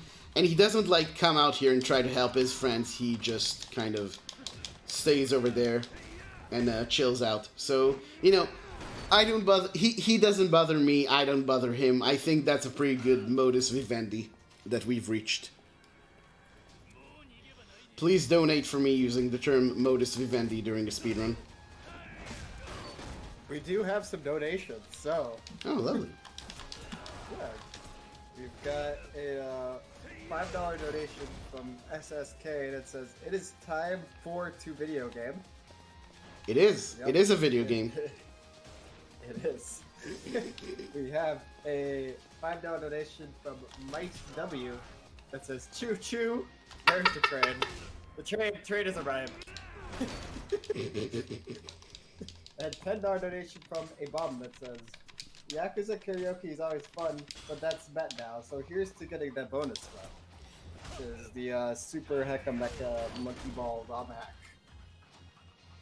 So thank you all for that donation. That puts us really close to $700. So love to see us reach that here in a bit too. Absolutely. Remember that more donations lead to more runs, lead to more donations. So it's always a good idea to get those bonus run incentives met.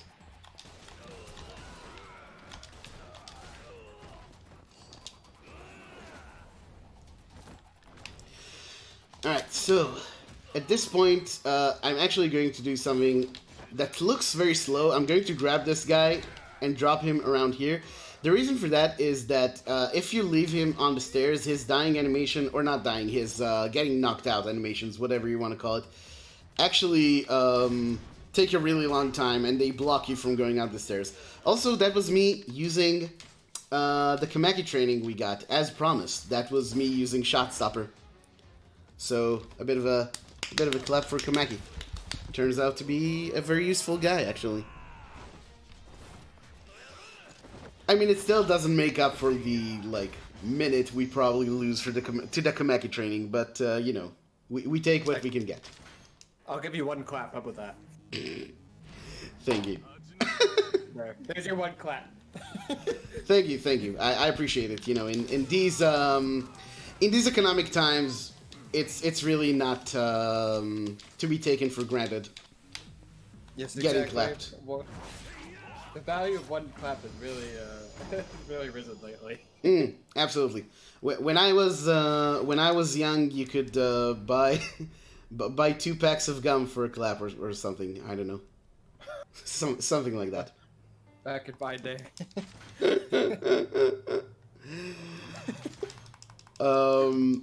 But yeah, sadly, we've hit the bummer.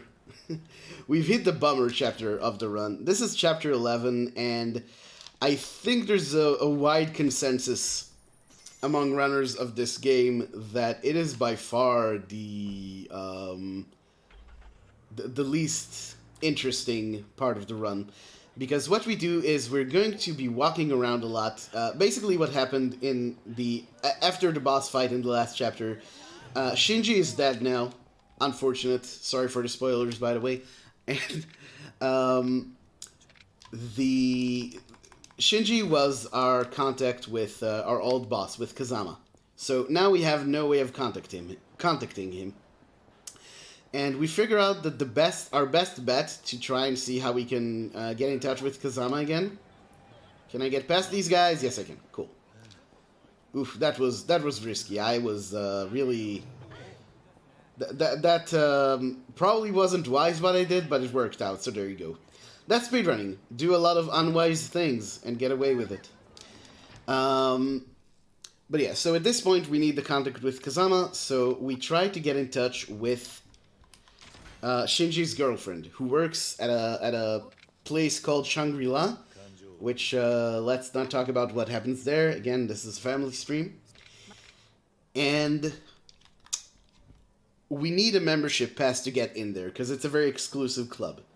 So we actually meet this woman by the name of Shinmei, who works at a hostess club, and tells us that she's in the country illegally, and if we get her a fake passport so she can stay in the country, she will give us a membership pass to Shangri-La. So, kind of convoluted. As you can see, what it translates to is a lot of walking around.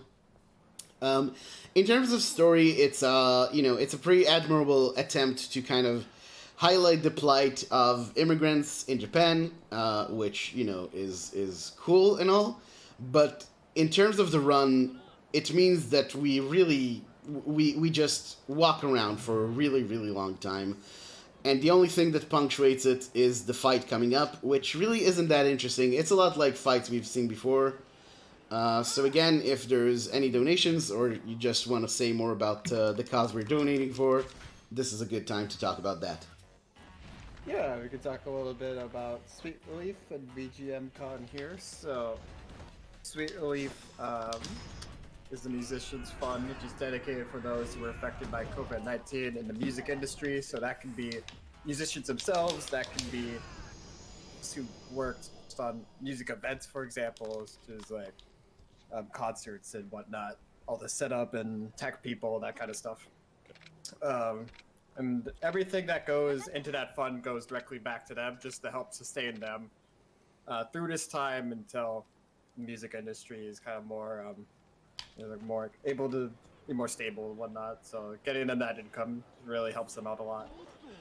Really ties into our partner convention here, VGM Con, which is all about celebrating video game music, which is fitting, I guess, with the karaoke that just got met. So, yeah, they're all about celebrating video game music and showcasing it to various audiences. They will be live on their channel, twitch.tv/VGMCon, also fundraising for Sweet Relief.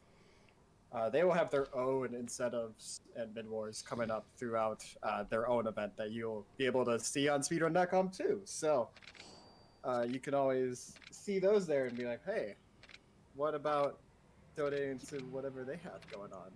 Maybe check them out there. They have some cool stuff such as t-shirts and things you could buy too. You can check that out on their stream. And yeah. So feel free to take it away, bignono. Yeah, definitely. That was the most persistent fight fun I've ever seen. They were breathing down my neck. I really had to I wasn't sure I was going to make it, but we made it through, so that was very fortunate. But yeah, a very good cause, I must say, as a musician who, obviously isn't known at all. I really sympathize with just how difficult it is to make a living out of being a musician, even at the highest level. Even some of the better known musicians, have a really hard time, even in normal times, making a living from their music. So, yeah, it's a great cause, and it's really time that, things changed in the industry so it wouldn't be this difficult, but especially in these times. At any rate, we are, at this point, we managed to get the fake passport for Shinmei. Shinmei tells us that she was actually lying. She doesn't have a Shangri-La pass for us. She just wanted that passport. She was desperate. And Kiryu, being a good guy, tells her that she can keep the passport anyway. And as a gesture of goodwill, she tells us about this ex-customer of hers who might have a Shangri-La pass, which he's willing to part with for 300,000 yen. Which, if you look at my yen count in the upper right corner, that was the last purchase of the run. We're not going to be buying anything else, and we're not going to be making any more money. So the run is actually really, really tight in terms of how much yen you have. 6,600 yen is really not a lot. It's basically like enough for like a few taxi rides and stuff like that. Not much more than that.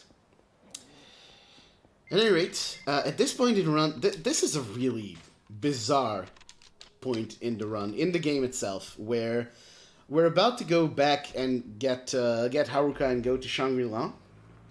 But then we get this text from Majima, who says basically to come meet him at the pier. And it's really funny that Kiryu didn't see these guys coming in.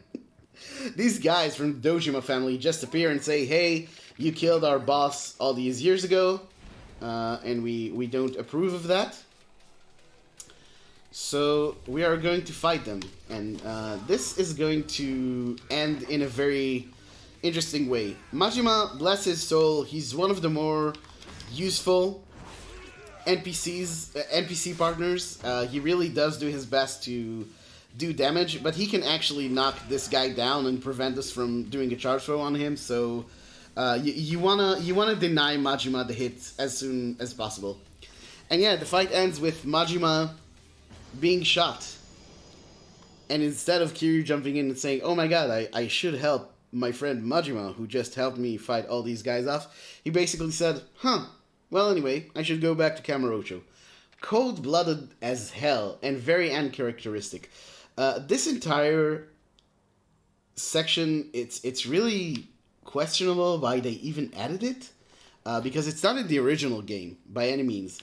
And I have a theory which would take entirely too long to explain about why the scene exists. I think they put it in to bridge some sort of inconsistency in the CG cutscenes. But I won't get into that. Suffice to say, very uncharacteristic behavior for Kiryu. Very weird part of the game. Yeah, that just happened. So, at this point, I actually do need to change my equipment here. And we're going to go down to Shangri-La. And there's actually something really funny that can happen in Shangri-La if I just kind of angle myself correctly, but it's... we'll see if I get it off. We'll see if I get it off.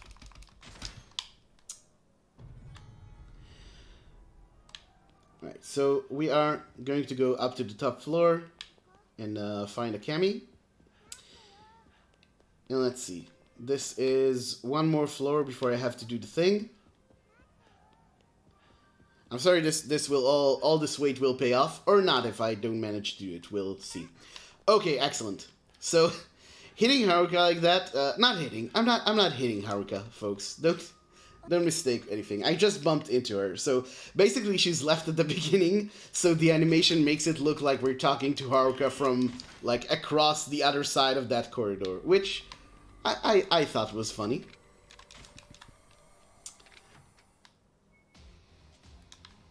At any rate,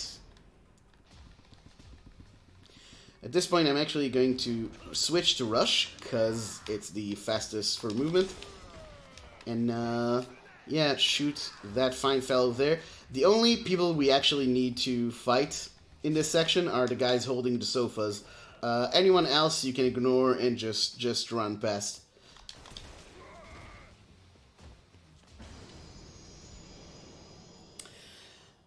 And of course, this section ends with a fight with everyone's favorite, Goro... Oh, sorry, I spelled it. Goro Majima! And Majima, he's not as easy as he was in Chapter 5, but he's not as difficult as he was at first, because we've grown a lot since our first fight with Majima. So it's just a charge throw and a heat move with the knife.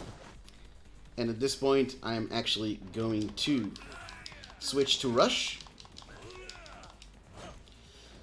And there's actually two RNGs that can happen here. We got the bad RNG, which means that Majima is going to Kiwami and then do the QTE. If he does the QTE and then the Kiwami, it means that we can finish him off while he's doing the Kiwami downstairs. But because we have to see the QTE first,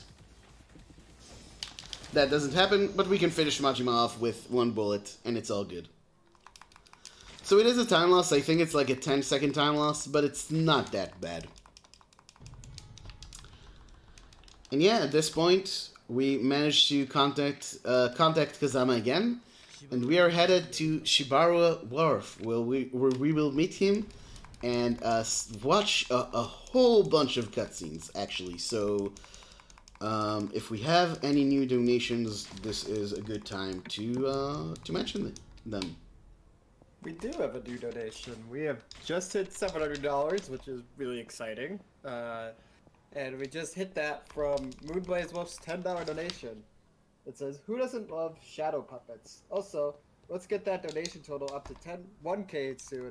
And don't stop till we get to 10K. Thanks so much, Moonblaze Wolf. Super appreciate that. Get us up to 700, but now can we get to that 800? Ooh. Ooh. One way we could get up to that 800 is with these new goals being set up. So, we've got 2 new goals open.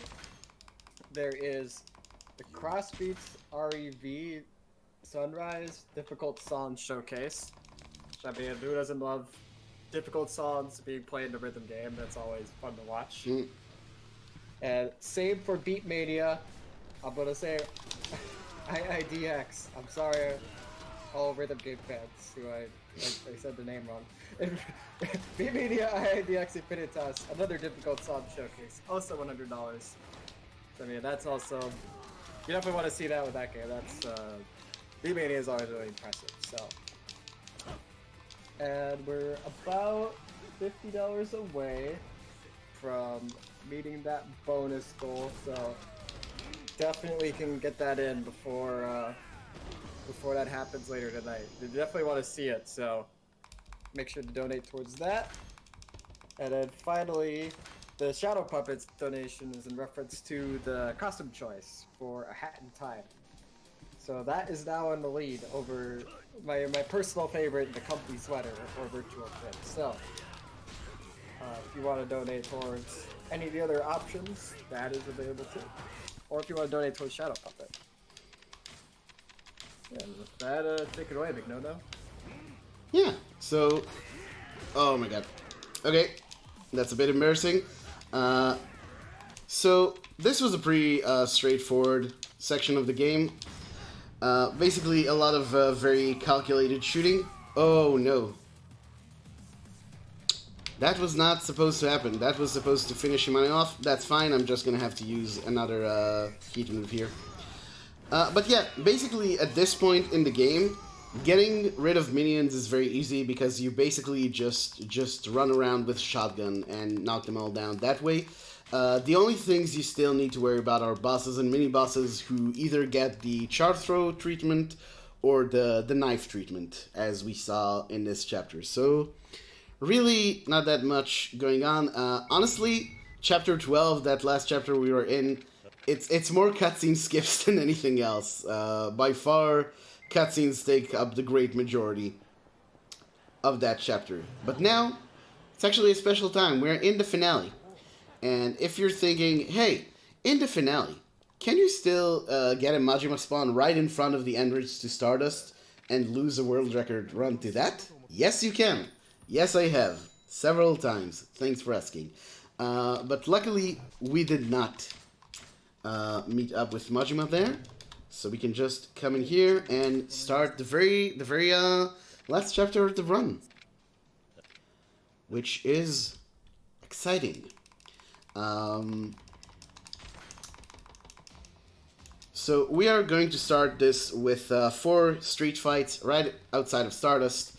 And there's a very interesting rhyming scheme, as it were, for these fights, because the first and the fourth are kind of the same, and the second and the third are kind of the same. So, first, what I'm going to do in this fight is shotgun blast all of the minions and then charge through the boss. Like I said, that's our tools for the rest of the game. And the third fight is going to go exactly the same, unless I mess it up. Don't mess it up? No? Okay, cool. And now it looks like we're done, but there's actually one more fight. Because there's another cutscene in between. And at this point, much like in the first fight, I'm going to kind of position myself back here. Oh my god, almost got shot. And shoot everyone, and then finish off this boss. That wasn't good. Oh man. Okay, that's fine.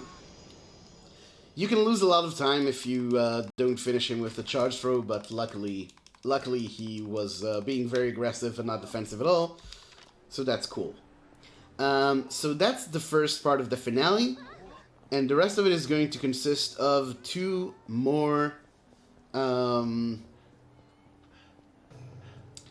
Sorry, 2 more set pieces. The first set piece is going to happen here, right at the base of the Millennium Tower. Millennium Tower is where usually Yakuza games end up.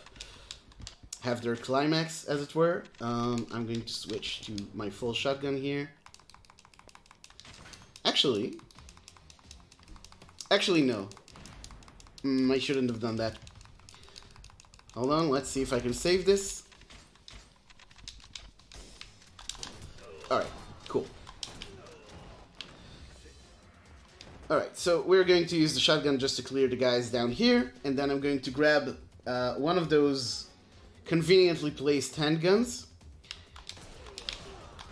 Shotguns aren't really useful up here because, yeah, this happens sometimes. Sometimes the enemies just don't want to come in.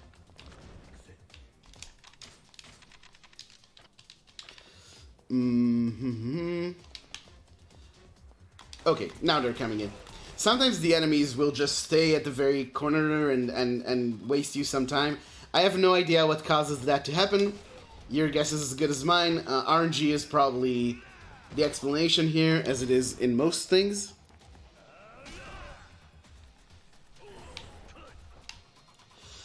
But yeah, having gotten rid of those guys,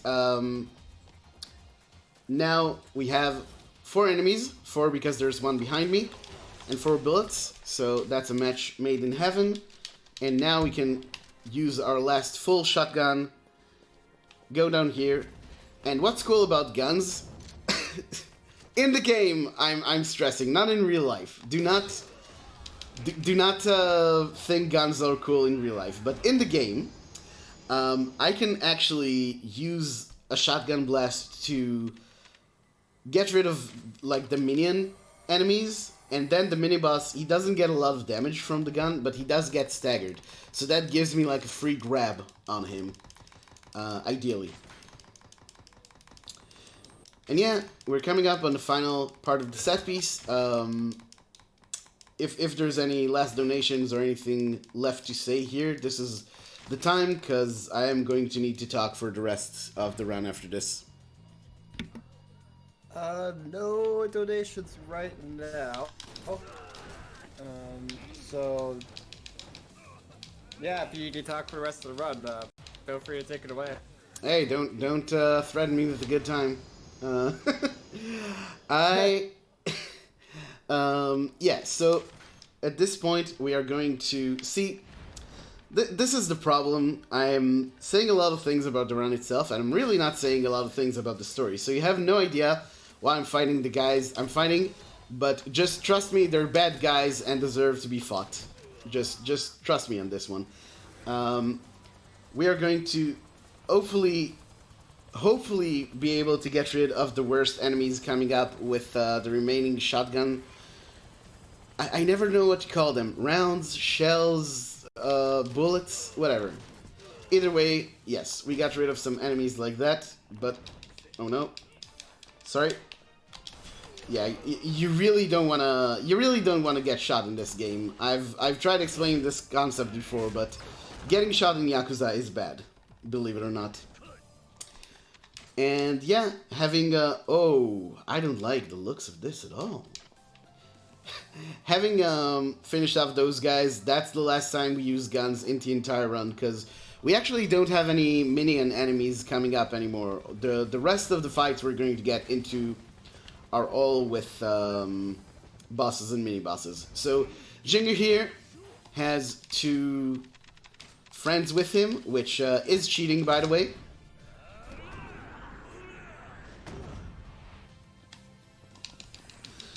So what we're going to do is we're going to heat swing one of his friends and then finish them off like so, and we're going to use the time here to just hit Jingu a bit, who doesn't seem concerned, who doesn't like try to do anything about being punched, but then his friends come back up, and this time they're angry. So what I'm going to do, this is actually kind of risky at this point. Okay, we got it, cool. I actually didn't have heat recovery items, so if this heat swing didn't go off, it would have been pretty bad. But it seems we are okay, and that takes care of Jingu's friends, and all that's left is to take care of Jingu himself. Oh my god, he really got thrown back there. Nice. Alright, cool. That takes care of Jingu, and now we're at the very, very last boss fight of the entire run, which is Nishiki himself, our sworn brother, who turned against us for reasons that would be clear if we watched the cutscenes, but we didn't watch the cutscenes, so I do apologize for that. It would have made the run longer by several hours, though, so I think the organizers are thankful for that part. Anyway, I want to, as a very refreshing move, I'm going to charge throw Nishiki and then use the spicy knife. However, this is actually not enough to finish Nishiki off, and even if we had gotten his health all the way down, it wouldn't finish him off, because some of the bosses in this game, they don't know they've lost. We need to really clarify to them. So what I'm going to do here, you need to headbutt Nishiki in particular points of his getting up animation, otherwise he gets his Kiwami, and he regenerates a lot of health at that point. So we want to be really careful with that, otherwise it's significant time loss.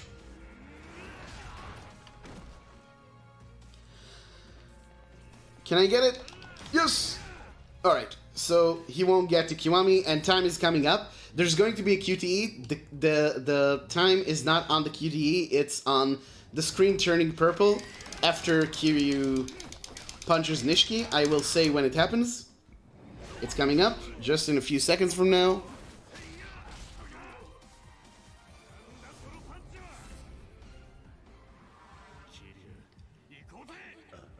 Kiryu just thinks, oh, I really want to punch this guy. And time.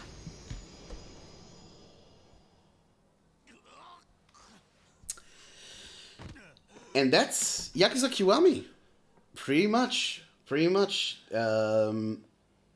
I hope I managed to convince you that this run is really very high pass, very high risk, high reward. Got a lot of really cool, flashy tech to it. And despite being on easy, still got a lot of risk to it. Because every mistake really gets you. So getting a good time in this game is all about keeping a level head, having fallbacks, and just being very precise with your execution. I'm doing my signing off speech, but we do have the karaoke incentive. So let's actually skip all these cutscenes and head straight for that. 1:57:43 final time. Not an amazing time, but not too bad. To me, in a marathon, anything under 2 hours is cool. Is just fine.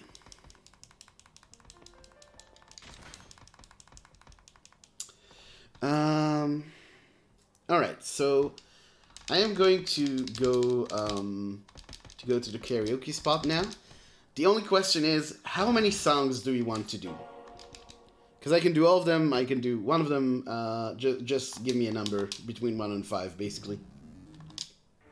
Yeah, we could do, like, 2. How does that sound? 2's great. 2 means we don't have to pay extra money, so it's frugal as well. Oh, okay. Yeah, that works pretty well then for the budget. Yeah. Yeah. You know, even when you have money, you gotta be you gotta be financially sound. Anyway, I'm going to travel down to Pink Street.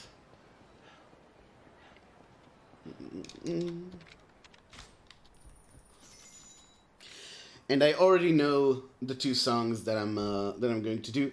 Now, I should say I'm not brilliant at the karaoke minigame, so don't necessarily expect the performance on my end to be great. However, karaoke in Yakuza is a good time no matter how well you do, so it's still gonna be a good time for us.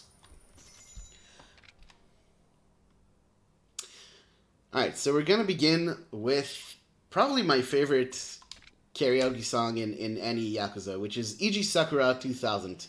This is actually... Well, I'll say more after the song. But enjoy this, because it's pretty amazing.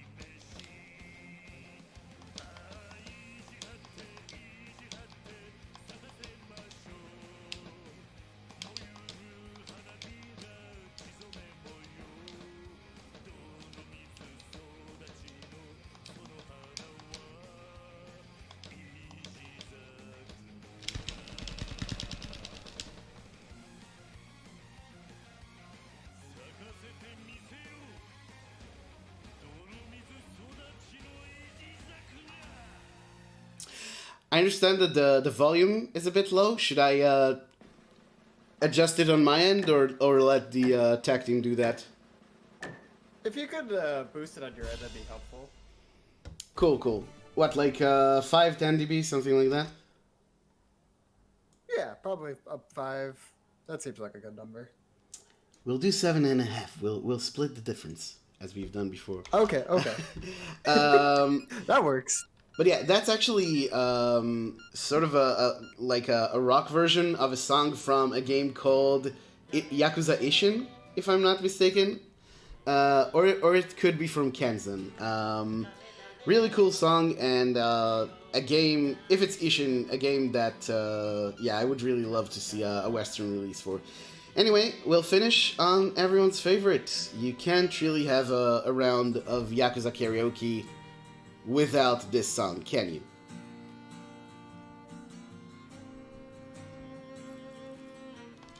Oh, missed the first note.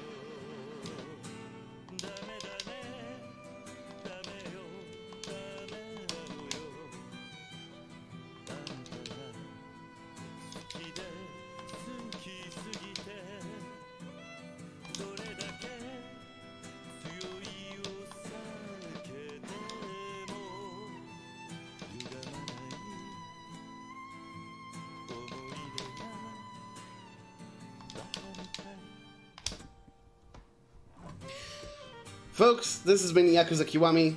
I hope you enjoyed this. I hope you enjoyed the karaoke. I definitely enjoyed running it for you.